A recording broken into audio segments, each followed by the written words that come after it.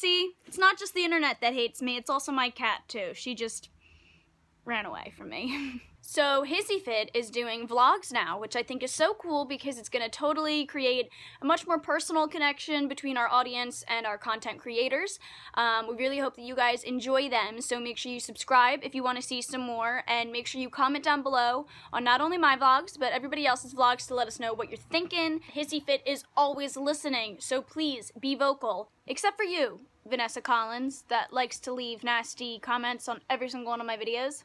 Love ya. So, to kick things off for my vlog segment, I think I've got probably the perfect place to start, and that's my very first backpacking trip ever in my whole life. Nature likes to make you work for things, so goddamn did I work for it. So me and a group of friends did a 19-mile hike through the Enchantments, which is a part of the Cascades in Washington. This was my very first major hiking experience. I had only ever done like super duper softcore hikes within the Pennsylvania area where I live, so this was completely out of my comfort zone.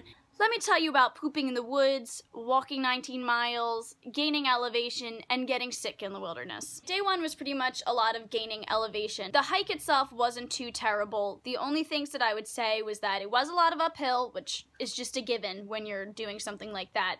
But as we got higher, I noticed that you'd see more snow on the ground. You'd notice more hikers talking about how the weather was supposed to get worse that week, which we'll get into later. The pack that I had was very heavy. I want to say it was about 35 to 37 pounds. That was food, water, clothes, any excess like layers or anything I might need. So the first place that we set up camp on the first night was at a place called Kolchak Lake, which was between these two mountain peaks. So it didn't get a ton of sunlight.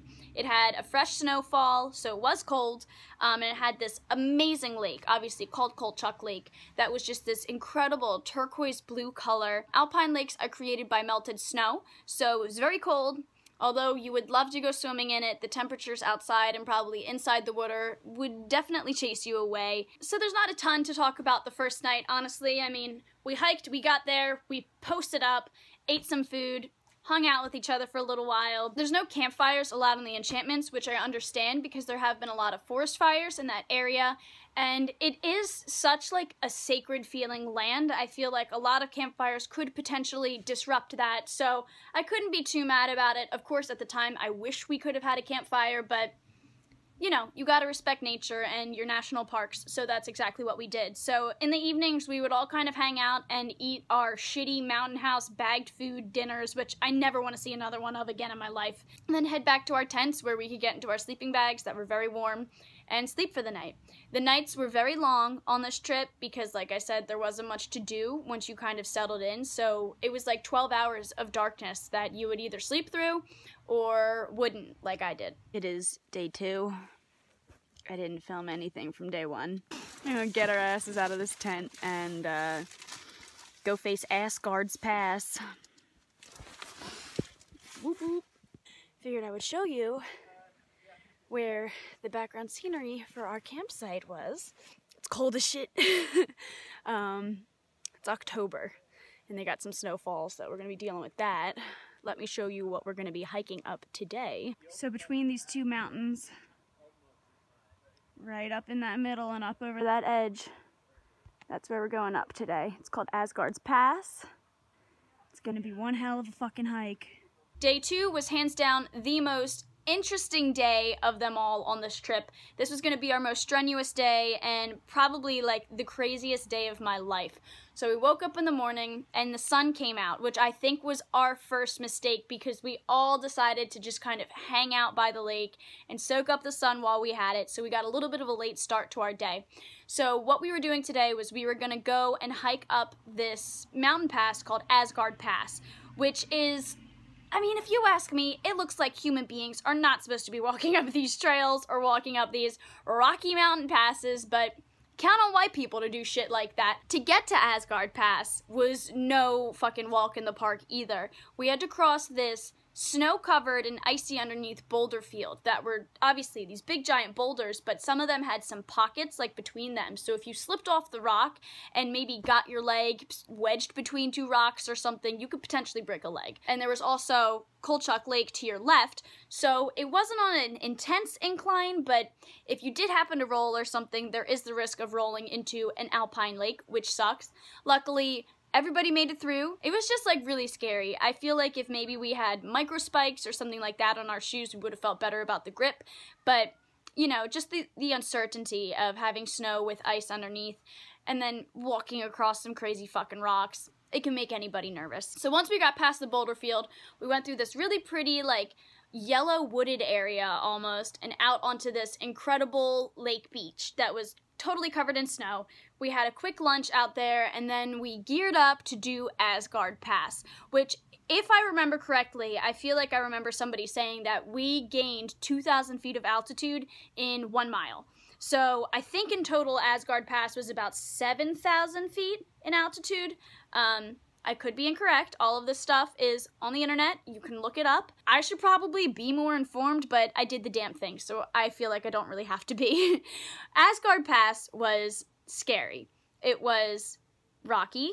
It was snowy with ice underneath. After a while, we had to start beating daylight, but we all made it through, basically. I kept finding that I would have these, like, incredible waves of rage, and then all of a sudden I would hike fast as shit to the front of the group, and then I would get tired, and then all of a sudden I'd be in the back of the group, and then I'd get angry again and get to the front of the group. It was a very emotional and physically strenuous day. And this is what we walk up. Moment of truth, Olivia. Here we go! Fellow hiker just passed us. Said that we're like a quarter, maybe a little bit over a quarter of the way up. But this is it so far. Asgard's Pass. Got a bit more to go. But we're doing it. Good job.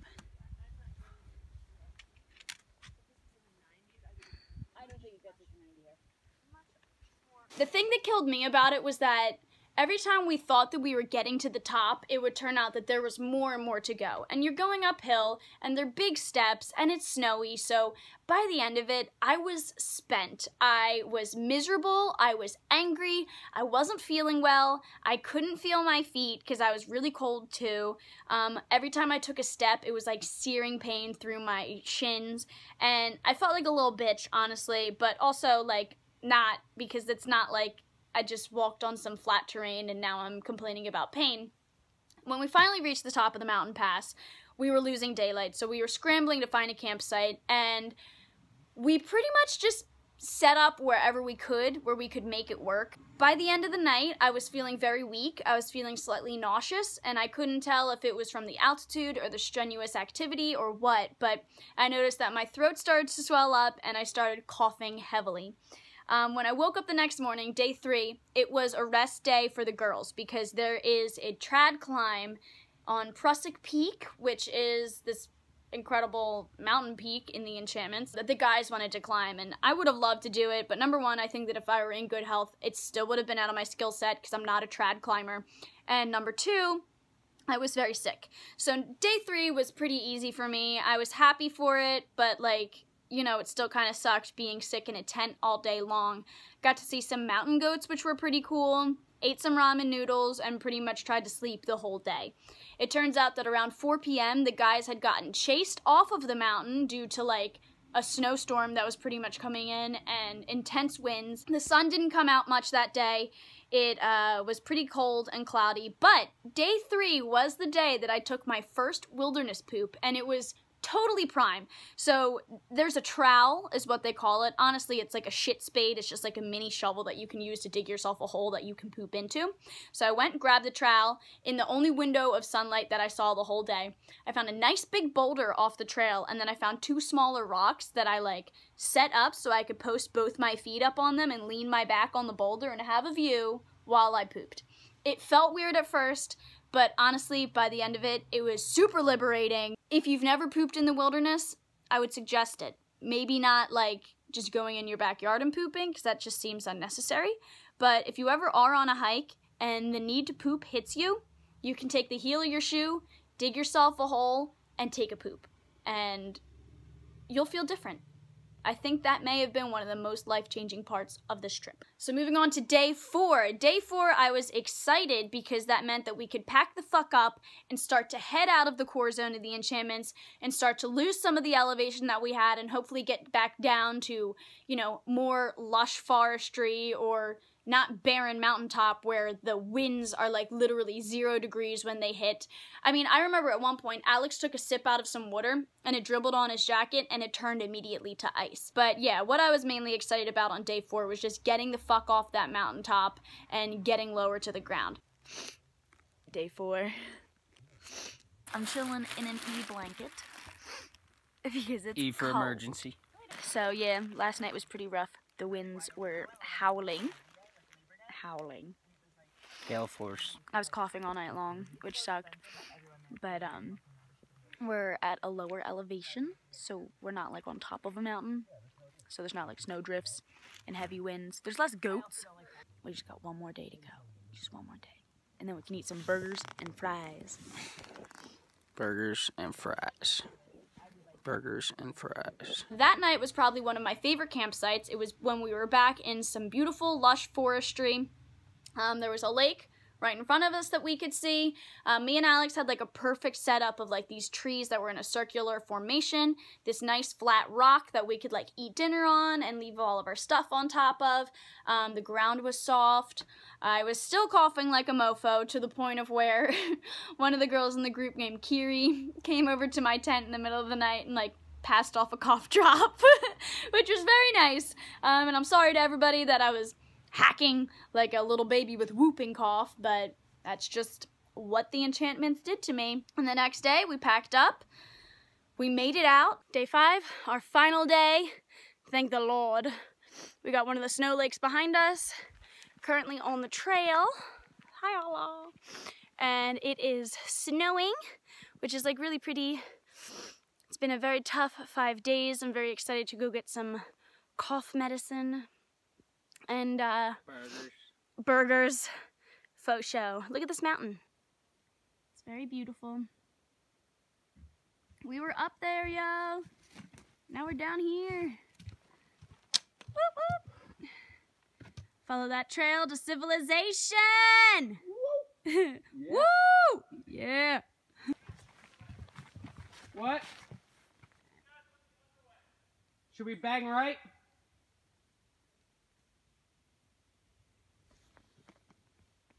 I think we went the right way. Let's keep going.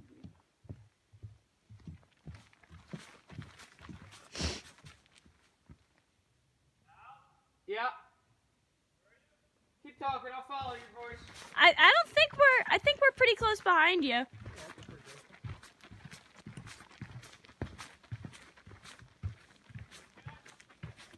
Yeah, did you cross a log bridge right here? Yeah. We're on that trail.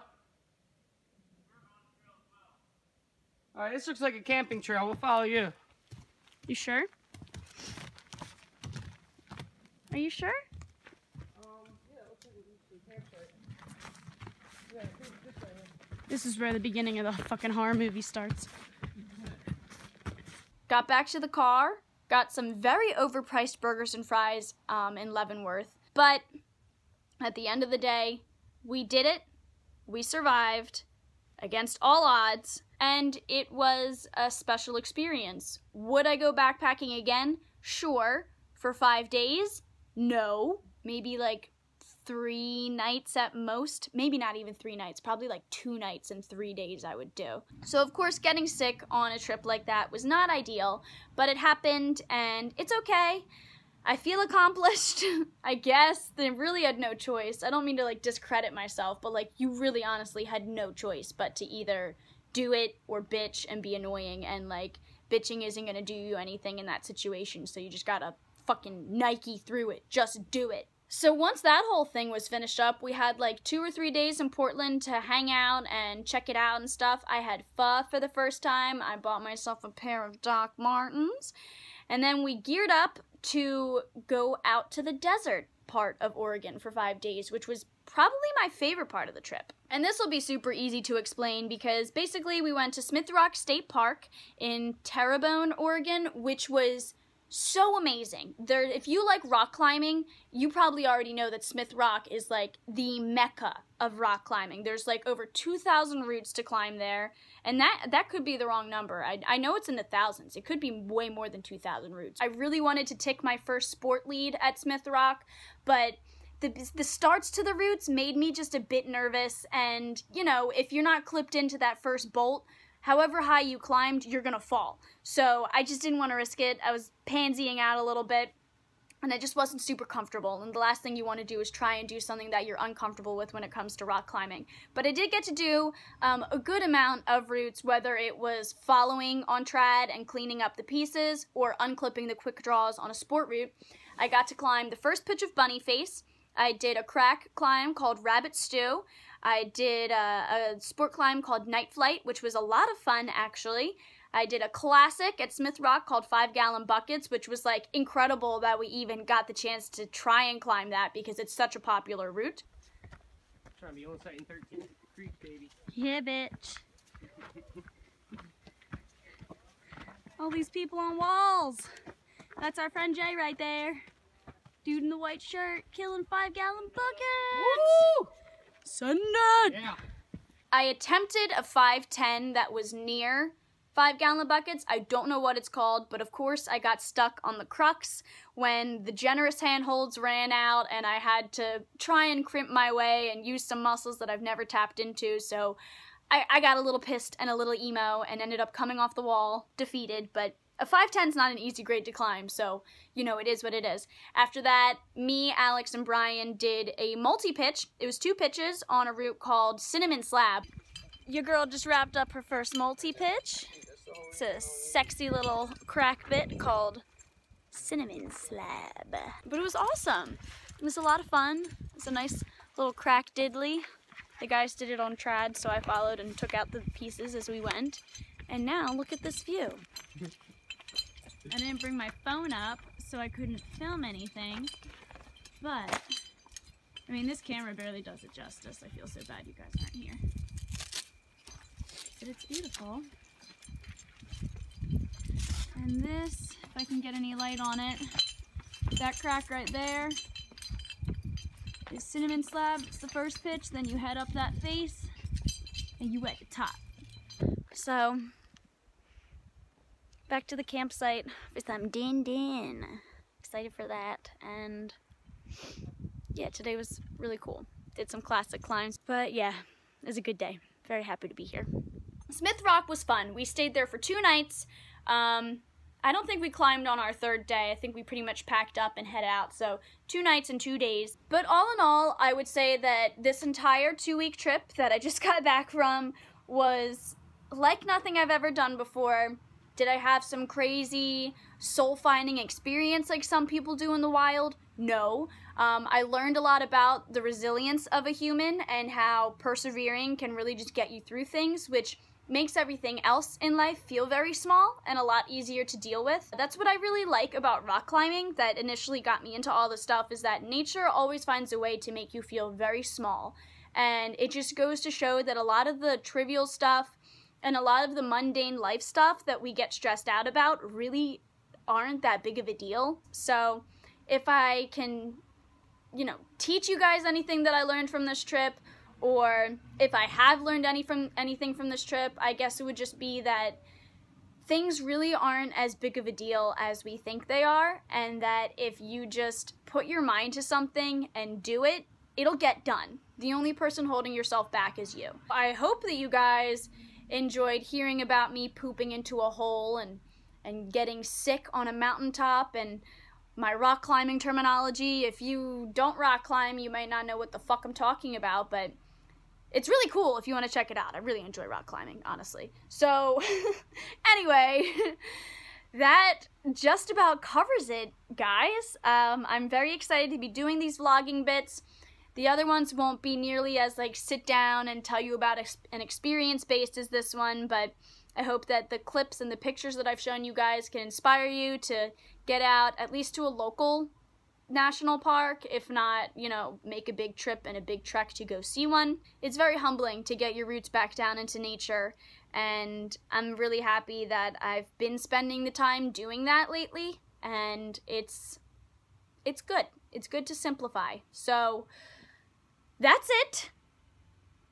Subscribe, comment, like, rate this video. Do you remember when people used to say, like, comment, like, rate, or something like that? See you next week, guys. Bye!